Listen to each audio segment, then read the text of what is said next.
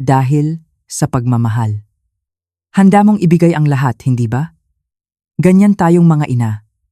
Ang bawat patak ng pawis, ang bawat kulubot sa ating mga kamay, ay kwento ng sakripisyo para sa mga anak na ating pinalaki.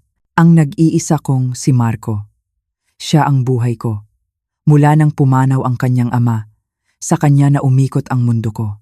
Naaalala ko pa, noong nag-aaral pa lang siya. Nagtitinda ako ng kakanin sa umaga. At sa gabi, tumatanggap ako ng labada. Kahit nanginginig na ang mga kamay ko sa pagod at sa lamig ng tubig, tuloy lang. Ang importante, makapagtapos siya. Makamit niya ang mga pangarap na hindi ko naranasan. Ibinigay ko ang lahat. Ang lakas ko, ang kabataan ko, at ang kaunting ipon na naiwan sa amin. Lahat ng iyon para sa kanya, at nagbunga naman. Naging milyonaryo ang anak ko, isang matagumpay na negosyante. At ako ang pinakamasayang ina sa buong mundo. Ang buong akala ko, sapat na ang makita siyang masaya. Sapat na ang malaman na nasa mabuti siyang kalagayan. Kaya naman, kahit nag-iisa na lang ako dito, sa maliit na bahay, kahit ang sahod ko, bilang janitor, ay halos hindi sumasapat para sa gamot ko sa high blood at sa mga bayarin. Tinitiis ko, dahil ang mahalaga, hindi na siya nahihirapan. Kaya noong gabing iyon, ang pinakahihintay na Noche Buena, inihanda ko ang lahat. Nagsangla pa ako ng singsing para lang makapagluto ng paborito niyang adobo at lechon kawali. Gusto kong maramdaman niya na kahit sa munti kong tahanan, siya pa rin ang hari. Dumating siya, kasama ang asawa niyang si Isabel. Napakaganda nila tingnan. Ang relo ni Marco, siguro'y katumbas na ng 1 taon kong sahod. Ang damit ni Isabel, parang hinding-hindi pa nadadapuan ng alikabok. Umupo kami sa hapagkainan. Pinagmamasdan ko lang sila. Ang saya sa puso ko, hindi maipaliwanag. Ito na siguro ang sukli sa lahat ng pagod ko. Hanggang sa kalagitnaan ng aming pagkain, ngumiti ang anak ko. Isang ngiti na nagpaliwanag sa buong silid. At nagtanong siya, isang tanong na sumampal sa akin ng mas malakas pa sa 10 bagyo. Sabi niya, "Ma, nagustuhan niyo po ba ang bahay bakasyunan sa Batangas na ibinigay ko sa inyo? Bahay bakasyunan?" Paulit-ulit na umikot ang mga salitang iyon sa isip ko. Bahay, bakasyunan, sa Batangas. Tinitigan ko siya. Baka nagbibiro lang, pero seryoso ang kanyang mukha. Puno ng pag-asa na marinig ang sagot ko. Naramdaman kong nanuyo ang lalamunan ko. Anong bahay, anak? Doon nagsimula ang lahat. Doon ko nalaman na sa loob ng 2 taon, habang ako ay nagtitiis sa sardinas at kanin, habang hinahati ko ang gamot ko sa alta presyon para lang umabot sa susunod na sahod, mayroon palang isang magandang buhay na nakalaan para sa akin. Isang buhay na ninakaw. Nalaman ko na hindi lang bahay ang ibinigay niya. Mayroon ding buwanang sustento. 70,000 piso. 70,000 kada buwan sa loob ng 2 taon. Halos 2,200,000 piso. Habang sinasabi niya iyon, hindi ko maiwasang mapatingin sa manugang ko, si Isabel. Nakayuko siya, pero kitang-kita ko ang panginginig ng kanyang mga kamay. Doon ko naintindihan. Tinawag akong pabigat, hindi sa salita, kundi sa gawa. Hinayaan nila akong magdusa. Hinayaan nila akong magmukhang kaawa-awa habang sila ay nagpapakasasa sa buhay na dapat ay para sa akin. Ang sakit ay hindi kayang ipaliwanag. Para akong pinagsakluban ng langit at lupa. Pinalayas ako na parang aso. Hindi mula sa bahay nila, kundi mula sa sarili kong karapatan. Mula sa buhay na ibinigay sa akin ng sarili kong anak. Wala silang utang na loob, pero hindi ako umiyak sa harap nila. Hindi ako nagmakaawa. Sa loob ng mahabang panahon na nabuhay ako sa hirap, natutunan kong maging matatag. Tahimik lang ako. Habang sila ay nagtatalo, tahimik lang ako. Habang ang anak ko ay naguguluhan at ang manugang ko ay nagsisimula ng gumawa ng mga palusot, pero hindi nila alam. Hindi nila alam na habang pinagmamasdan ko ang kanilang mga mukha, mayroon akong isang alas. Isang alas na mas matibay pa sa kahit anong titulo ng lupa o bank statement. Ang alas ng isang ina na inapi. Ang alas ng katotohanan. Sa gabing iyon, sa aming Noche Buena, natikman ko ang pinakapait na putahe sa buong buhay ko. Ang pagtataksil, ngunit sa gabing iyon din. Sinimulan kong ihain ang para sa kanila. Ang karma, huli na ang lahat para sa kanilang mga kasinungalingan.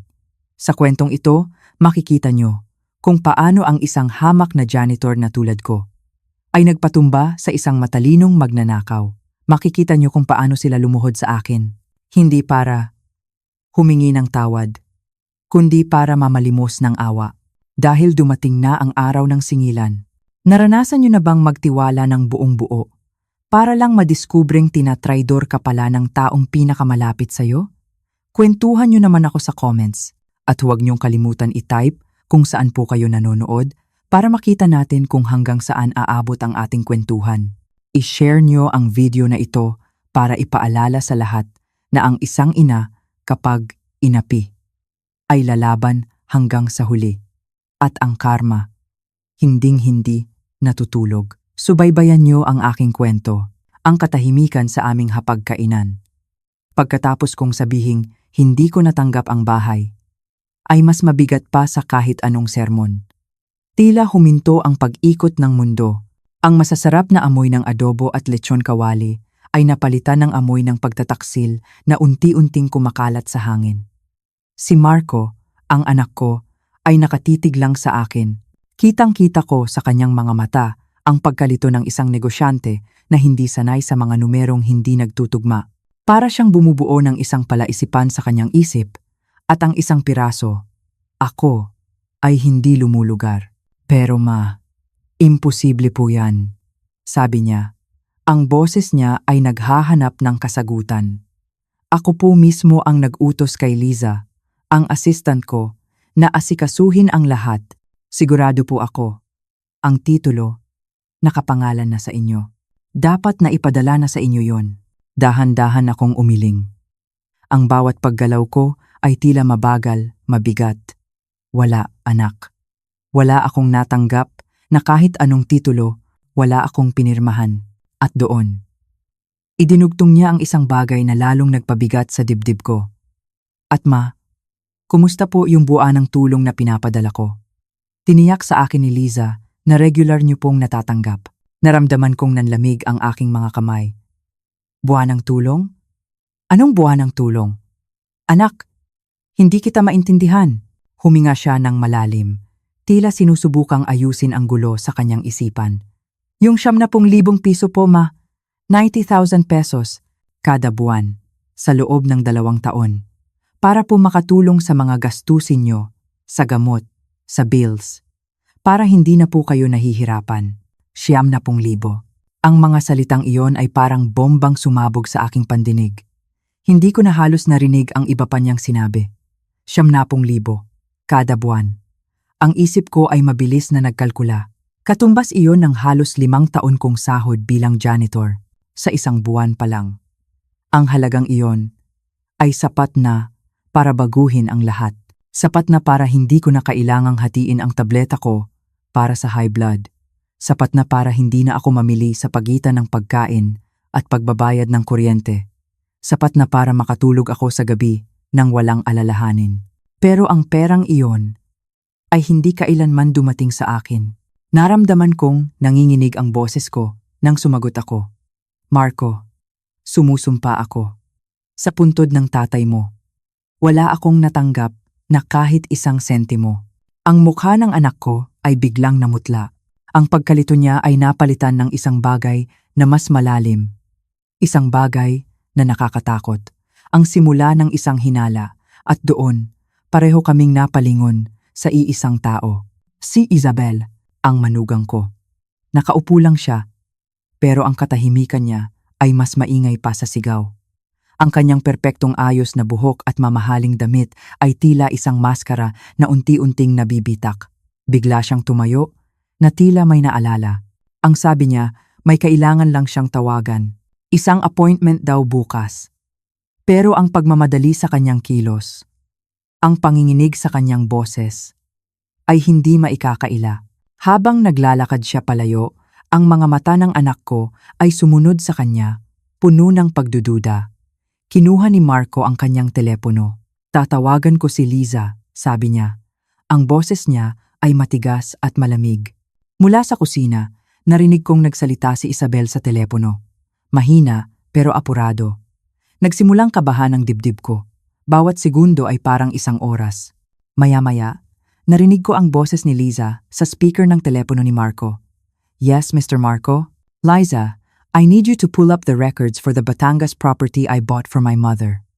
Ang boses ng anak ko ay kalmado, pero mayroon itong bigat na kayang bumasag ng salamin. Of course, sir. The property at Laya. The deed was transferred to Mrs. Elena Harrison 2 years ago. I have copies of all the signed documents. Elena Harrison. Ako yun. Pero, paano? And the monthly payments? Tanong ni Marco. Processed as requested, sir. 90,000 pesos. Transferred on the 1st of every month to the account you specified. Account holder, Elena Harrison. Anong bank at account number?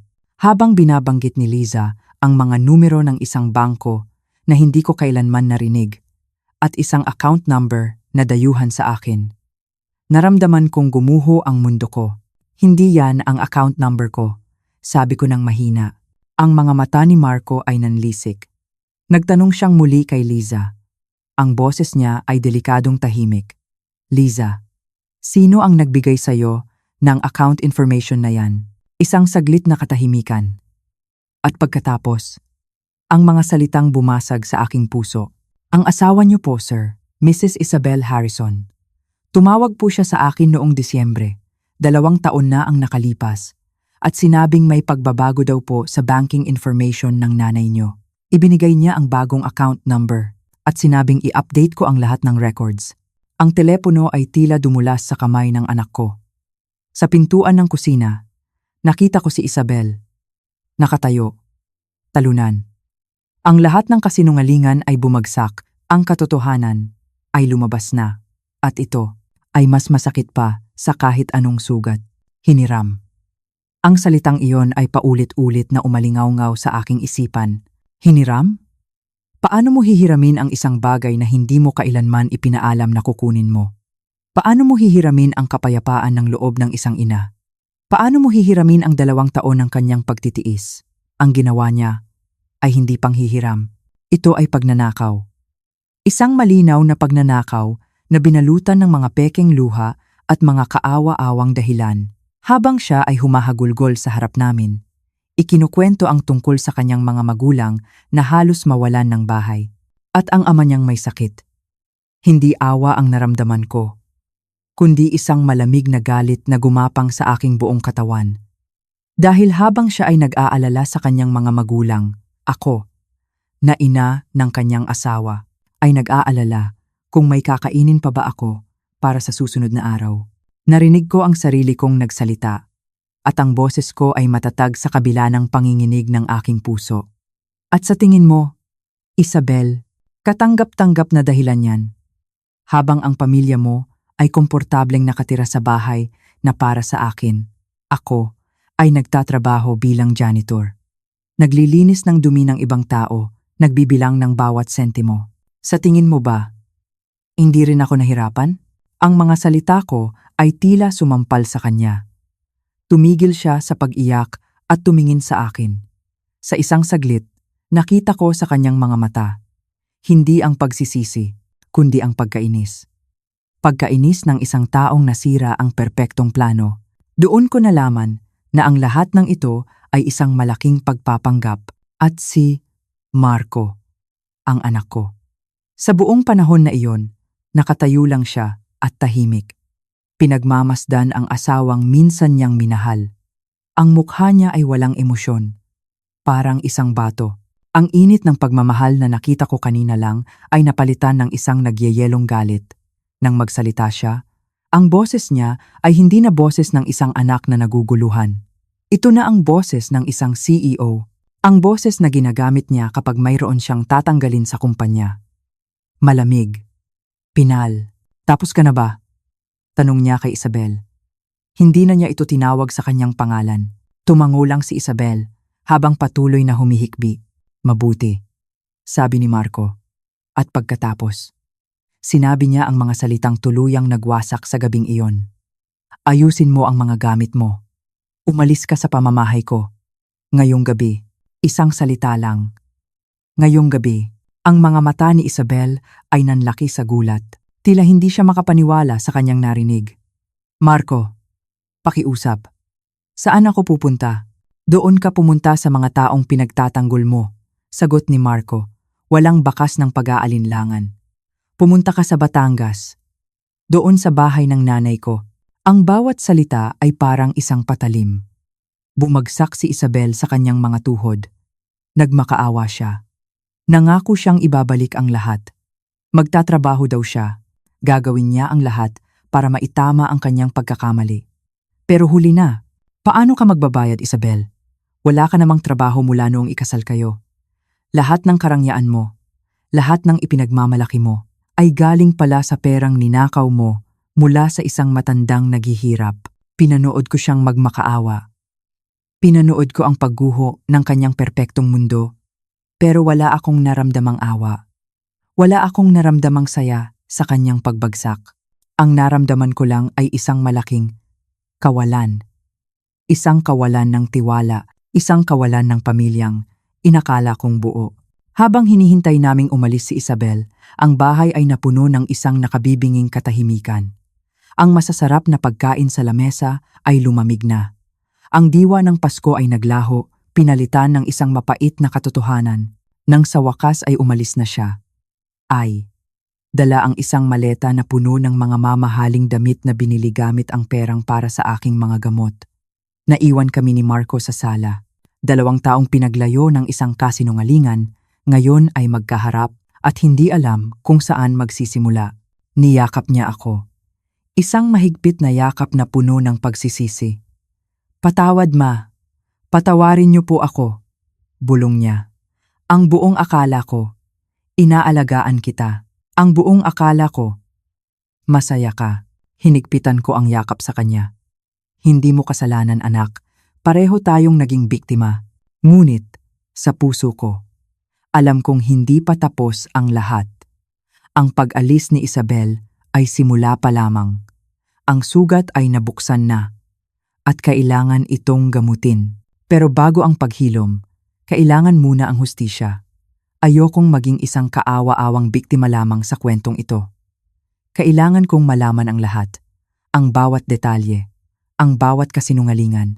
Marco, sabi ko, habang nakatingin sa kanyang mga mata. Bukas, kailangan nating simulan ang paghahanap. Kailangan kong makita ang lahat ng papel. Ang lahat ng ebidensya. Kailangan kong maintindihan kung paano niya nagawa ito sa atin. Tumango ang anak ko.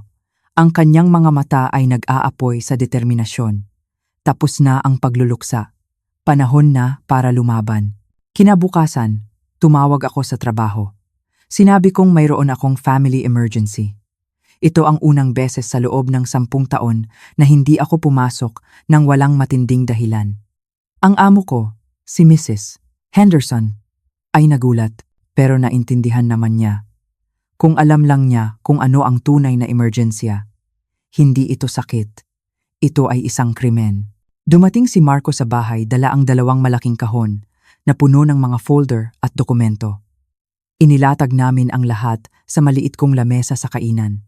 Ang parehong lamesa kung saan nakaupo si Isabel kagabi, nagpapanggap bilang isang mapagmahal na manugang.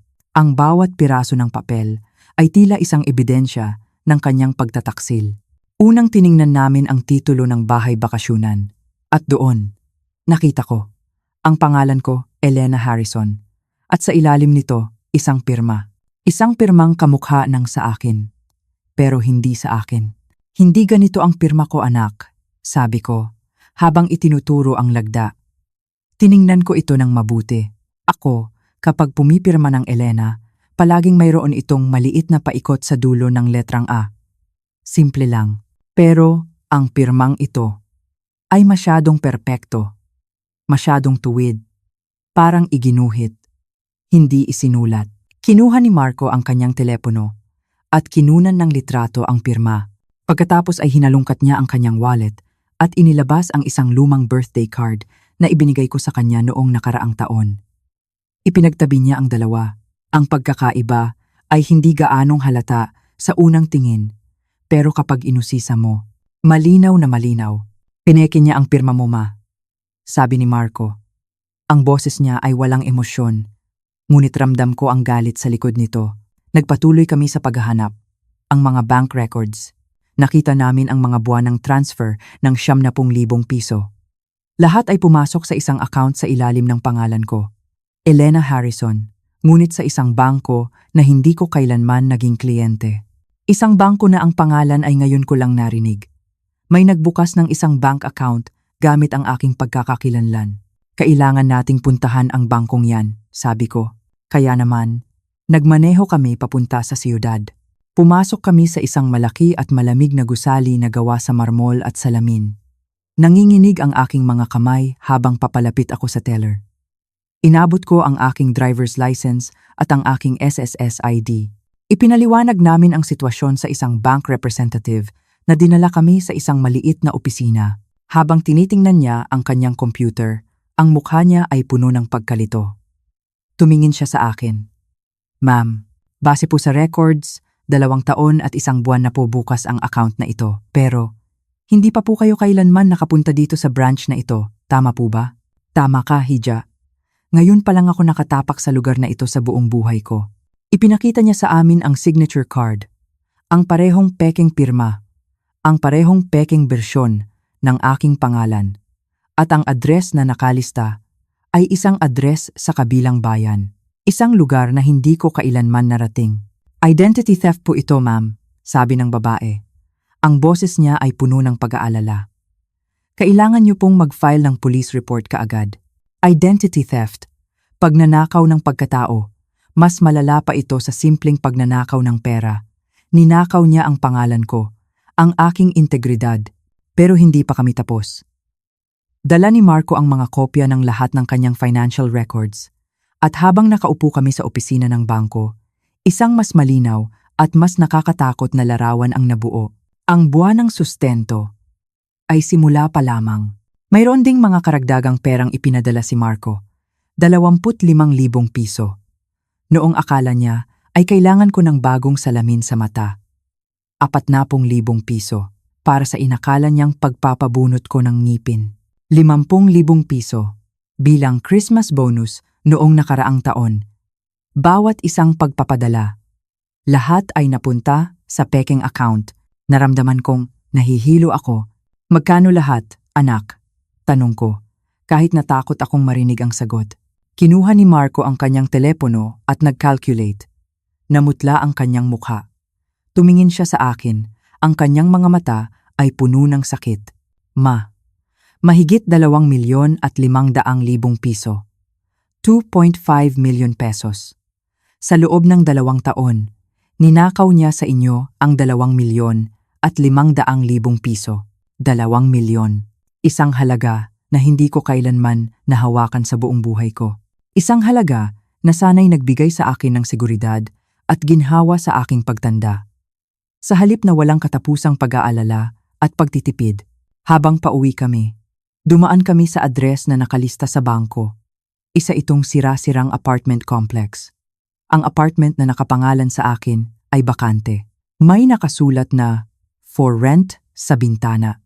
Malamang ay umupa lang siya dito pansamantala para magamit ang address, sabi ni Marco. Pero may ibang tanong na bumabagabag sa isip ko. Ana, paano niya nakuha ang lahat ng impormasyon ko? Ang SSS number ko, ang birthday ko. Lahat ng detalye na kailangan para makapagbukas ng account. Saglit siyang natahimik. At pagkatapos, sinabi niya ang mga salitang lalong nagpadurog sa aking puso. Sa bahay po, ma, mayroon akong kopya ng lahat ng importanteng dokumento ng pamilya sa aking home office. May access siya sa lahat ng iyon. Ang pagtataksil ay mas lumalim pa sa bawat bagong revelasyon. Hindi lang ito isang simpleng pagnanakaw.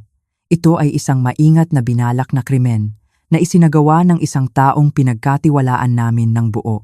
Nang gabing iyon, habang nakaupo kami sa aking maliit na sala, napapaligiran ng mga bundok ng ebidensya ng krimen ni Isabel, tumingin sa akin si Marco. May luha sa kanyang mga mata. Ma, patawad po. Nagtiwala ako sa kanya ng buo. Hindi ko kailanman naisip na i-verify kung natatanggap niyo ba talaga ang pera dahil siya ang unang nagsuggest na padalhan ko kayo. Ang detalyeng iyon, ang huling detalyeng iyon, ay parang isang patalim na direktang tumusok sa aking puso. Siya ang nagsuggest. Tumingin ako sa anak ko, naghihintay sa karugtong. Tumango siya, ang mukha niya ay puno ng pait. Mga 6 na buwan, pagkatapos mamatay ni Papa, nabanggit niya sa akin kung gaano siya nag-aalala para sa inyo, kung paano kayo mag-isang mamumuhay. Sinabi niya na isang magandang bagay kung matutulungan ko kayo sa mga gastusin. Lalo na't maganda naman ang takbo ng negosyo. Nag-alok pa nga siya na siya na ang makikipag-ugnayan kay Liza para ayusin ang lahat. Napapikit ako. Naramdaman ko ang buong bigat ng manipulasyon ni Isabel. Ipinosisyon niya ang kanyang sarili bilang isang mapagmalasakit na manugang. Isang nag-aalalang asawa para sa biyenan niyang naghihirap. Ngunit sa likod ng lahat ng iyon, palihim niyang sinisiguro na bawat piso na para sa akin ay mapupunta sa bulsa ng kanyang pamilya at ang bahay bakasyunan. Pareho din, dugtong ni Marco. Sinabi niya na nabanggit niyo daw na gusto niyong tumira malapit sa dagat, na makakabuti daw iyon sa inyong kalusugan at kapayapaan ng isip. Siya ang tumulong sa aking hanapin ang property. Siya ang nakipagtawaran sa presyo. Siya ang nag-asikaso ng lahat ng papeles. Pinaglaruan ni Isabel ang anak ko na parang isang biolin. Ginamit niya ang pagmamahal ng anak ko para sa akin, laban sa aming dalawa. Pinaramdam niya kay Marco na siya ay isang mabuti at mapagbigay na anak, habang sistematiko niyang ninanakawan ang ina nito. Ang lahat ng kabutihang loob na inakala ni Marco na ibinibigay niya sa akin ay naging instrumento lamang para sa kasakiman ni Isabel. Ang sakit ay hindi na mailarawan. Mas masakit pa ito kaysa sa pagkawala ng pera, dahil ang ninakaw niya ay hindi lang pera. Ninakaw niya ang tiwala. Ninakaw niya ang relasyon na dapat ay mayroon kami ng anak ko sa loob ng 2 taon na iyon.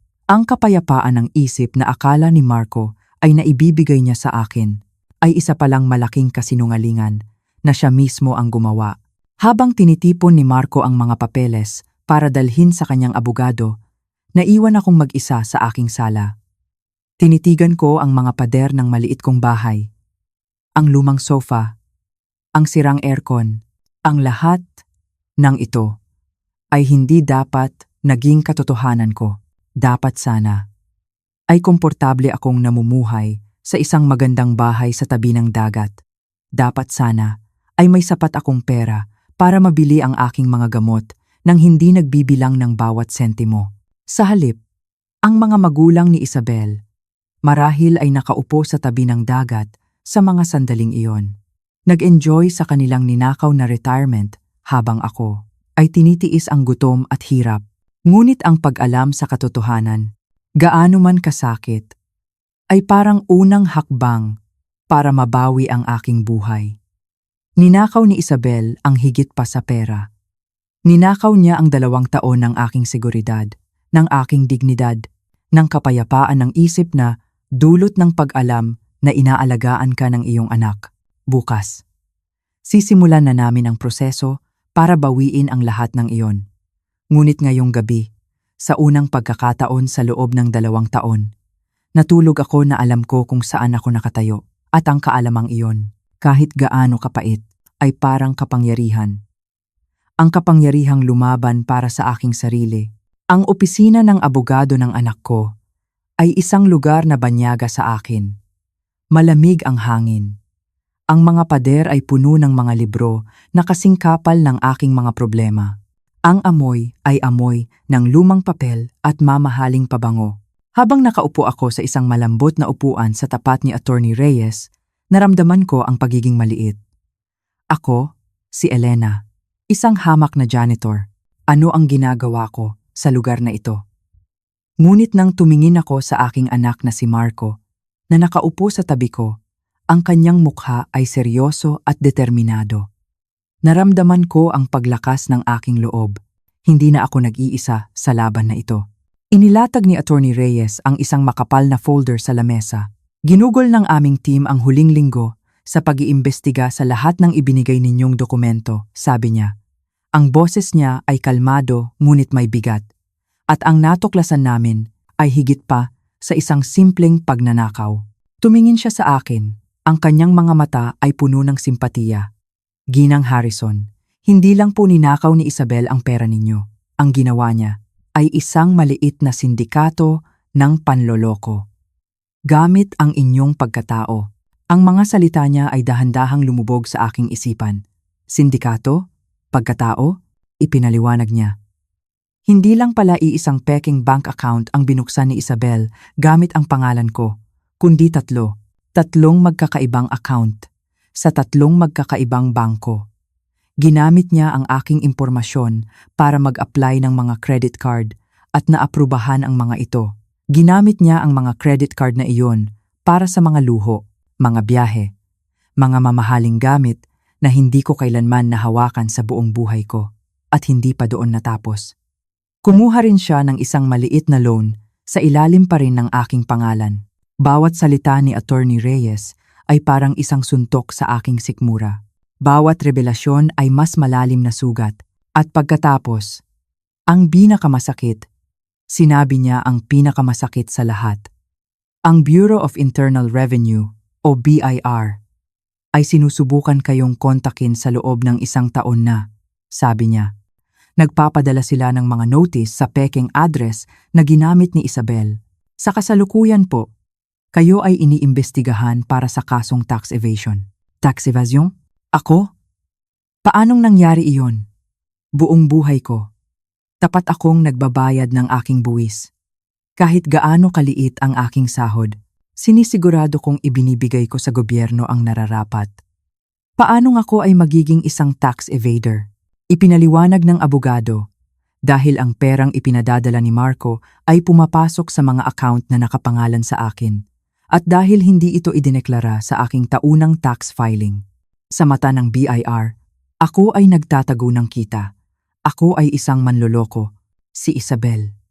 Hindi lang niya ako ninakawan ng pera. Sinusubukan din niyang nakawin ang aking malinis na pangalan, ang dangal na tanging yaman na mayroon ako. Hindi ko na napigilan ang aking mga luha. Tumulo ito ng walang tigil. Magkano lahat? Tanong ni Marco. Ang kanyang boses ay nanginginig sa galit. Magkano lahat ng ninakaw niya? Binuklat ni Attorney Reyes ang ilang pahina, kasama ang orihinal na 2,500,000 piso. Dinagdagan pa ng mga ginastos sa credit card, ng perang nakuha sa loan, at ng ilang mga fraudulent tax refund na nakuha niya gamit ang pangalan niyo. Ang tinitingnan nating kabuuang halaga ay humigit kumulang sa 4 na milyon at 800,000 piso. 4 na milyon at 800,000 piso. 4,800,000. Ang halagang iyon ay hindi ko kayang kitain kahit magtrabaho pa ako sa susunod na 20 buhay ko. At ang bahay? Tanong ko. Ang boses ko ay halos isang bulong. Diyan po nagiging mas komplikado, sagot ni Attorney Reyes. Dahil sa pinekeng titulo, ang bahay ay legal na nakapangalan sa inyo, Ginang Harrison. Ang pamilya ni Isabel ay nakatira doon. Ginagamit ang perang ninakaw para sa mga pagpapaganda at renovasyon. Sa katunayan, dahil sa mga improvements na ginawa nila, mas tumaas pa ang halaga ng property. Naisip ko sila, ang pamilya ni Isabel, na nagpapakasaya sa bahay ko. Nagpipintura ng mga pader, nagtatanim sa hardin. Ginagawang kanila ang isang bagay na hindi naman dapat sa kanila. Gamit ang perang dapat sana ay para sa aking mga gamot. Mababawi po ba namin? Tanong ni Marco. Oo, sagot ng abogado. Ngunit kailangan na nating isama ang mga pulis dito. Hindi na ito isang simpleng kasong sibil. Ito ay criminal fraud, identity theft, at tax evasion. Si Isabel ay maaaring makulong ng matagal. Makulong. Natahimik ako. Naisip ko ang babaeng iyon na lumuhod at nagmakaawa sa aking harapan. Ang kanyang mga luha ba ay totoo? O isa lang iyong pag-arte? Ngayon, hindi ko na alam. Nasaan si Isabel ngayon? Tanong ni Marco. Ang kanyang panga ay naninigas. Nasa bahay bakasyunan po sa Laya. Kasama ang kanyang mga magulang. Kinumpirma ng aming investigador na doon siya tumuloy mula noong umalis siya sa bahay ninyo. Kaya tumakbo siya diretso sa mga taong nakikinabang sa pagnanakaw niya sa nanay ko, sabi ni Marco, puno ng pait. Siyempre, tumayo si Attorney Reyes. Kailangan na nating gumawa ng hakbang. Ang susunod na gagawin ay harapin sila. Kailangan nating pumunta doon. Habang pauwi kami sa sasakyan, ang tanging naririnig ko lang ay ang malakas na kabog ng aking dibdib. Pupuntahan namin ang bahay na iyon, ang bahay na dapat ay sa akin, at haharapin namin ang babaeng sumira sa aming pamilya. Ang biyahe papuntang Batangas ay mahaba at tahimik. Bawat kilometrong aming tinatakbo ay tila isang hakbang papalapit sa isang laban na hindi ko kailanman pinangarap na salihan. Habang papalapit kami sa karagatan, nagsimulang magbago ang tanawin. Ang magulo at maingay na syudad ay napalitan ng mga puno ng niyog at ng asul na tanawin ng dagat. Ito dapat sana ang aking paraiso, isang lugar ng kapayapaan. Ngunit ngayon, ito ay isang battlefield. Nang pumasok kami sa isang mahabang driveway, napahinto ako sa paghinga. Sa dulo nito, nakatayo ang bahay. Mas maganda pa ito kaysa sa aking mga panaginip. Isang malawak na bahay na may malalaking bintanang salamin na nakaharap sa dagat. Napapaligiran ito ng mga mayayabong na puno at isang hardin na puno ng mga bulaklak. Dito dapat sana ako nagkakape tuwing umaga. Dito dapat sana ako nagpapahinga sa aking pagtanda. Ang makita ito sa personal ay mas nagpadagdag sa sakit. Ang bawat magandang detalye ng bahay ay isang paalala ng kabutihang loob ng aking anak at ng kasakiman ng aking manugang. Si Attorney Reyes ang unang bumaba ng sasakyan. Sumunod kami ni Marco. Bawat hakbang ko sa daanang bato ay mabigat. Huminto kami sa harap ng isang malaking pintuan na gawa sa kahoy bago pa kami kumatok. Bumukas ito. Isang matandang lalaki ang lumabas. Ang ama ni Isabel. Ang mukha niya ay puno ng pag-aalala.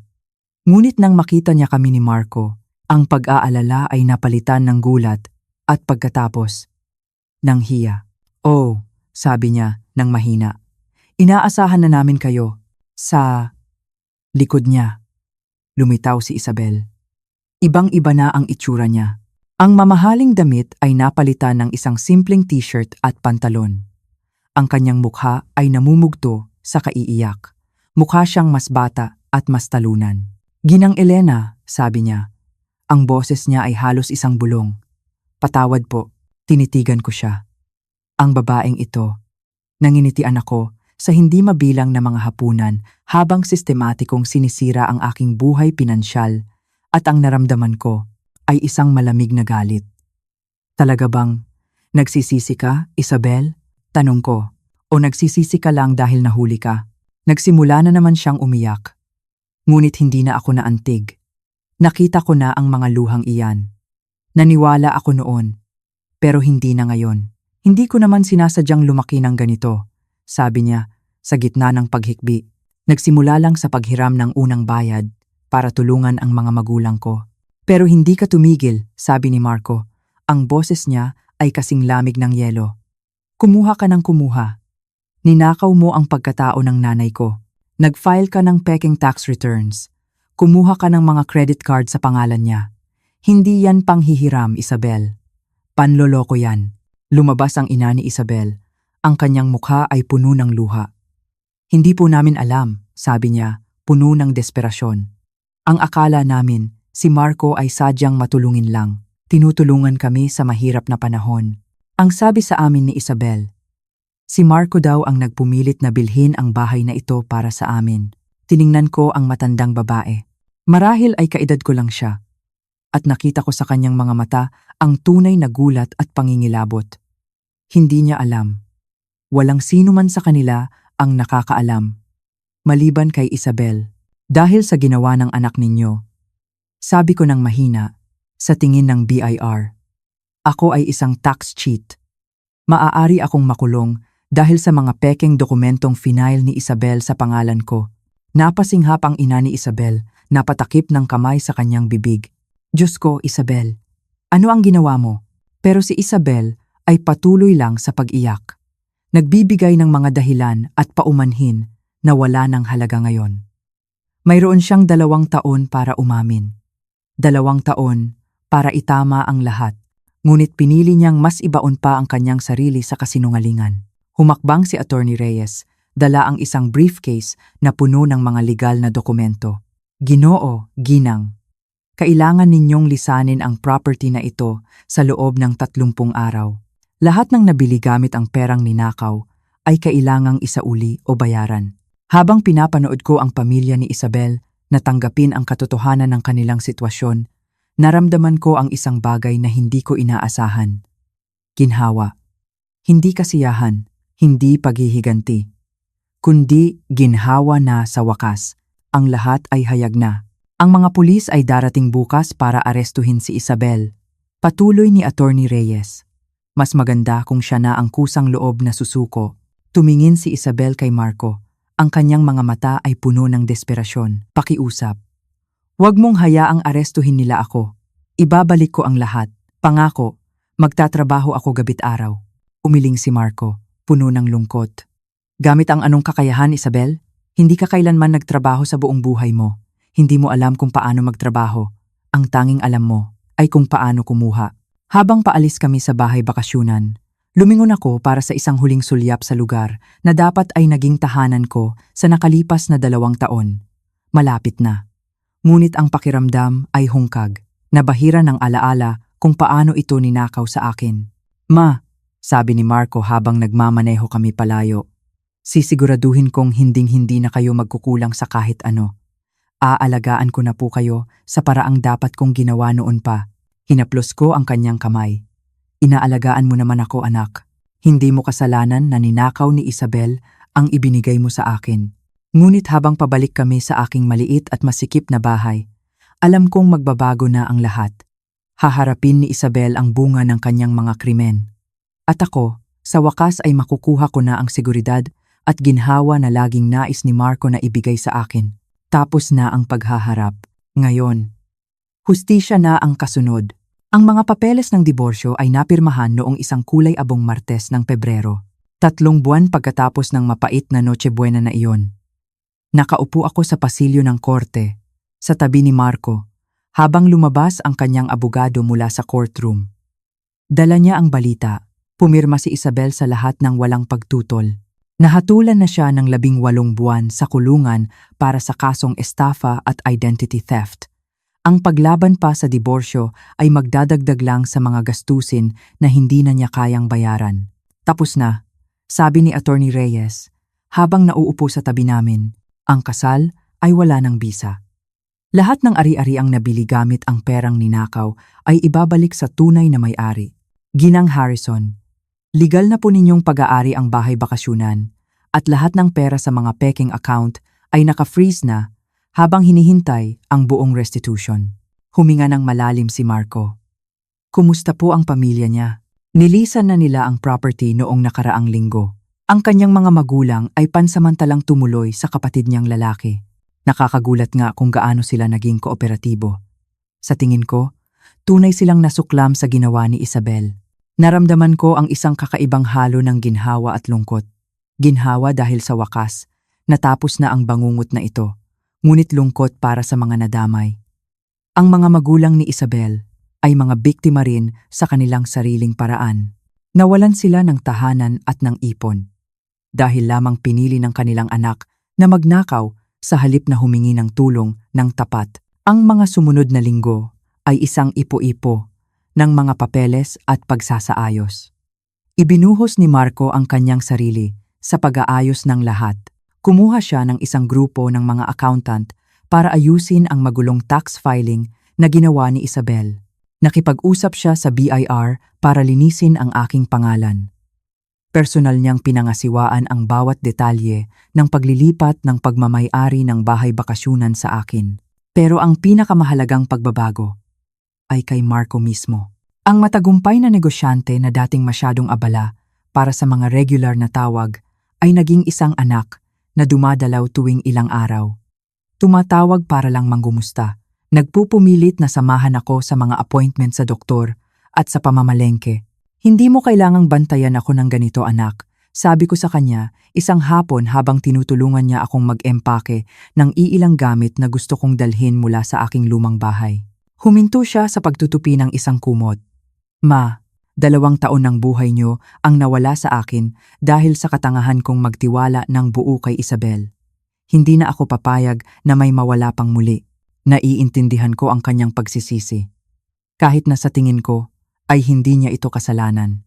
Si Isabel ay isang dalubhasang manipulador. Ngunit naiintindihan ko rin na ang tiwala, kapag nasira ng ganito kalala, ay nangangailangan ng panahon para muling buuin. Kahit ang tiwala sa sarili, ang paglipat sa bahay bakasyunan ay parang isang panaginip. Maganda ang lugar, ngunit dala nito ang bigat ng lahat ng nangyari. Inalagaan ito ng pamilya ni Isabel, kailangan kong aminin. Ang hardin ay malinis. Ang bahay ay moderno. Nagdagdag pa sila ng isang screen porch na may tanawin ng dagat na agad kong minahal. Ngunit, ang pakiramdam ay parang lumipat ako sa buhay ng ibang tao. Sa halip na bawiin ang sarili ko. Pwede po nating baguhin ang kahit ano, sabi ni Marco habang sabay naming nilalakad ang mga silid.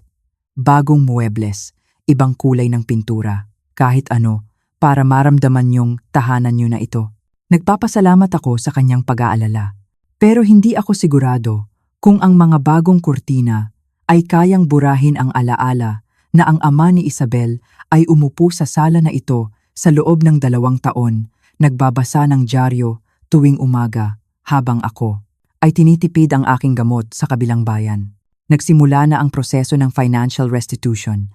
Ang mga account na binuksan ni Isabel sa pangalan ko ay naglalaman hindi lang ng perang ipinadala ni Marco, kundi pati na rin ng perang galing sa mga credit card at sa loan na kinuha niya. Isang masalimuot na proseso, ang paghihiwalay kung ano ang kanino. Ang magandang balita po, paliwanag ng aking bagong financial advisor, ay kapag naayos na ang lahat, matatanggap nyo hindi lang ang orihinal na perang ipinadala ng anak nyo, kundi pati na rin ang naipong interes at karagdagang danyos para sa identity theft. Ang tinitingnan po natin ay humigit kumulang sa 5 milyon at 500,000 piso. 5 milyon at 500,000 piso. 5,500,000. Hindi ko kailanman naisip na hahawak ako ng ganoong kalaking pera. Sapat na para mabuhay ng komportable sa loob ng maraming taon. Para hindi na muling mag-alala sa pagpili sa pagitan ng pagkain at gamot, para tunay na ma-enjoy ang aking retirement sa halip na magtrabaho hanggang sa bumigay ang aking katawan. Ngunit, ang pera ay may kakaibang pakiramdam sa aking mga kamay. Nabahiran ito ng alaala kung paano ito ninakaw. At nabawi, ang hustisya ay naibigay na, ang pera ay naibalik na, ang bahay ay akin na, pero alam kong ang pinakamahirap na bahagi ay ngayon pa lang magsisimula, ang paghilom. Ang pinakamahirap na parte ng pagbangon ay ang harapin ang reaksyon ng komunidad. Sa isang maliit na bayan na tulad ng sa amin, ang pag-aresto at paglilitis kay Isabel ay naging headline sa lokal na dyaryo. Alam ng lahat ang kanyang ginawa, at dahil doon, alam din ng lahat na ako ang biktima. Iba-iba ang reaksyon ng mga tao. Ang ilan ay nakikiramay, nag-aalok ng tulong at nagpapahayag ng kanilang galit para sa akin. Ang iba naman ay tila nagdududa, na parang hindi sila makapaniwala na wala akong kaalam-alam sa nangyayari. May iilan ding nagkomento na dapat daw ay magpasalamat pa ako, na para bang ang maloko ay mas mabuti kaysa ang makalimutan. Pero ang pinakamasakit ay ang mga taong umakto na para bang nanalo ako sa loto.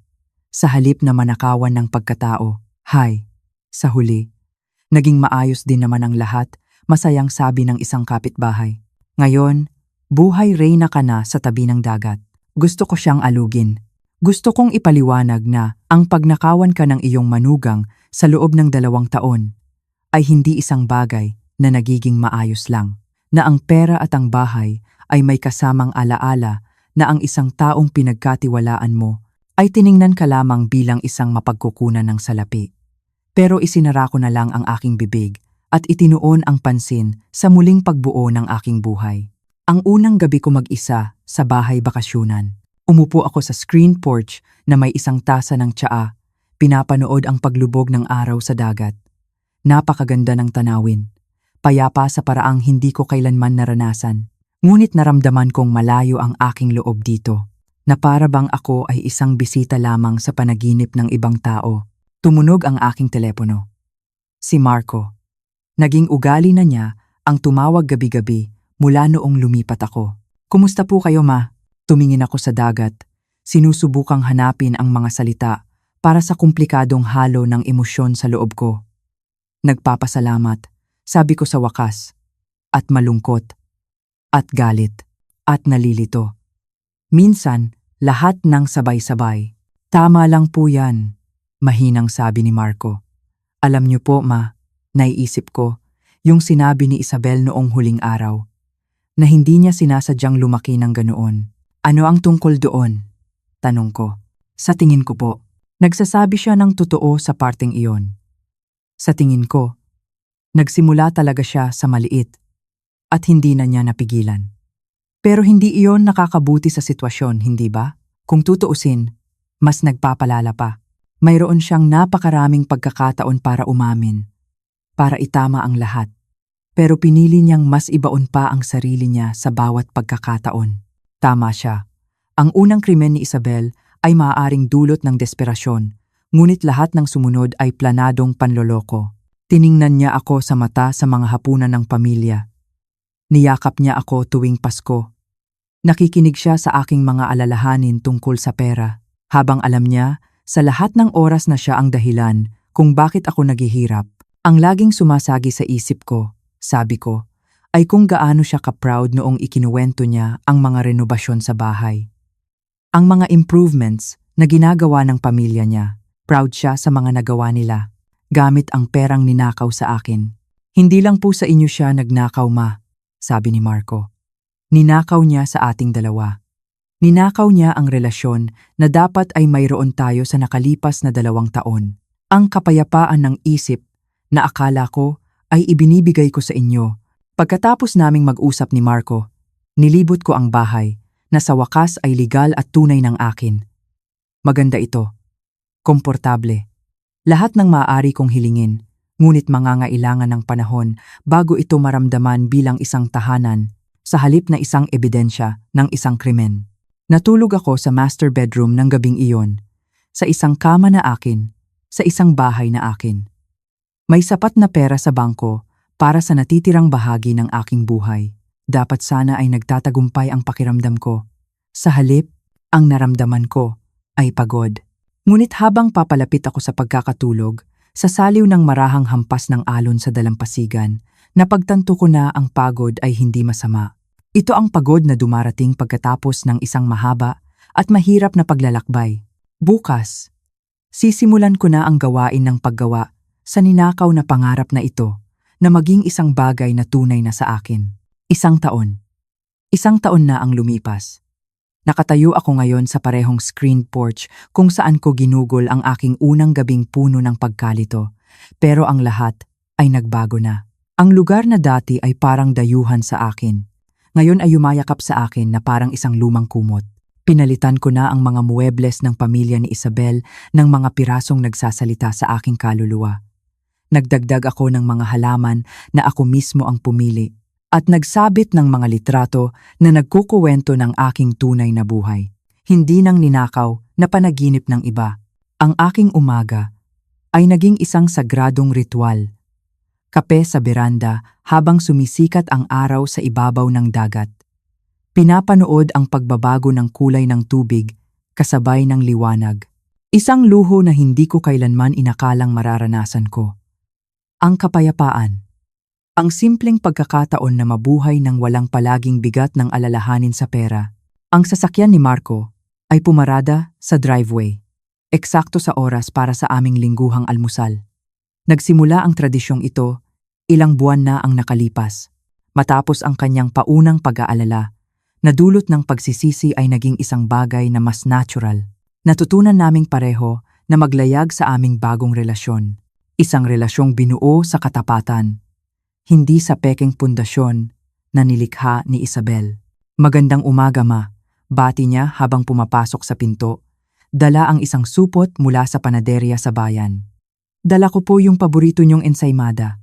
Ngumiti ako, naglalagay ng 2 plato sa lamesa. Hindi mo na kailangang magdala ng tinapay tuwing linggo, anak. Kaya ko nang pakainin ang sarili ko ngayon. Ngumisi siya. Alam ko po, pero gusto ko pong magdala. Tsaka, laging nangungumusta sa inyo si Aling Nena sa bakery. Kalahati yata ng bayan. Inampun na kayo bilang kanilang paboritong success story. Totoo iyon. Ang parehong komunidad na minsan ay nagbubulungan tungkol sa aking sitwasyon ay yumakap sa akin nang lubos nang makamit ang hustisya. Ang mga tao ay humihinto sa akin sa palengke para lang mangumusta. Ang mga kapitbahay ay nagdala ng mga ulam noong bagong lipat ako.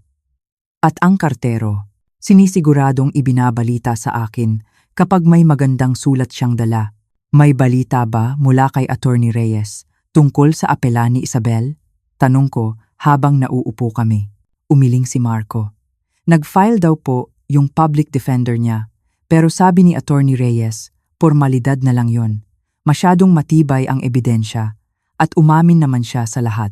Tatapusin niya ang kanyang buong sentensya. 18 buwan.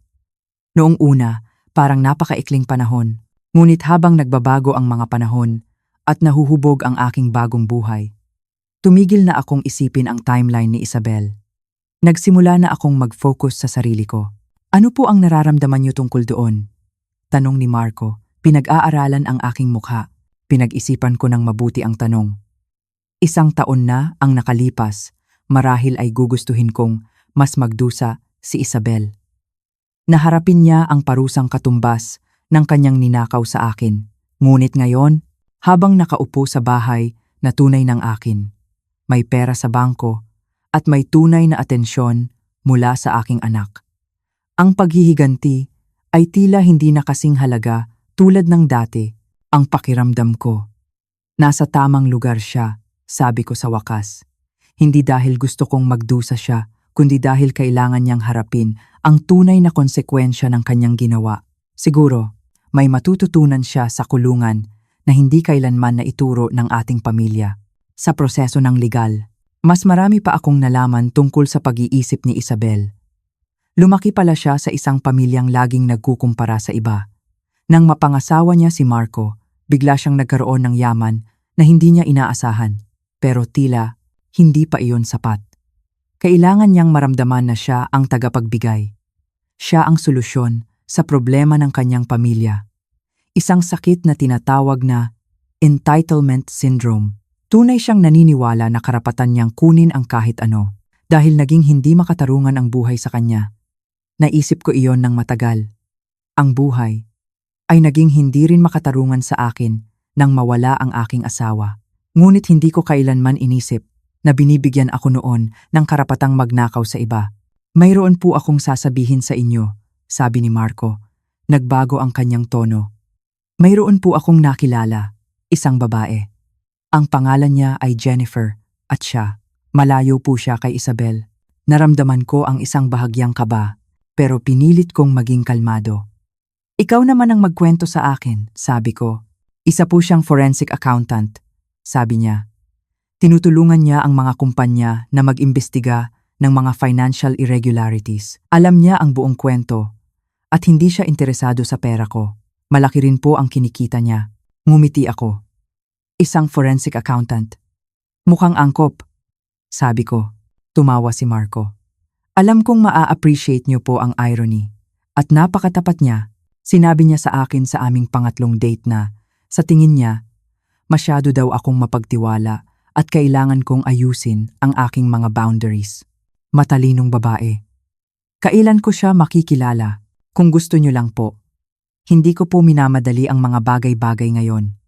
Natututo na po akong magtiwala muli sa sarili kong paghuhusga.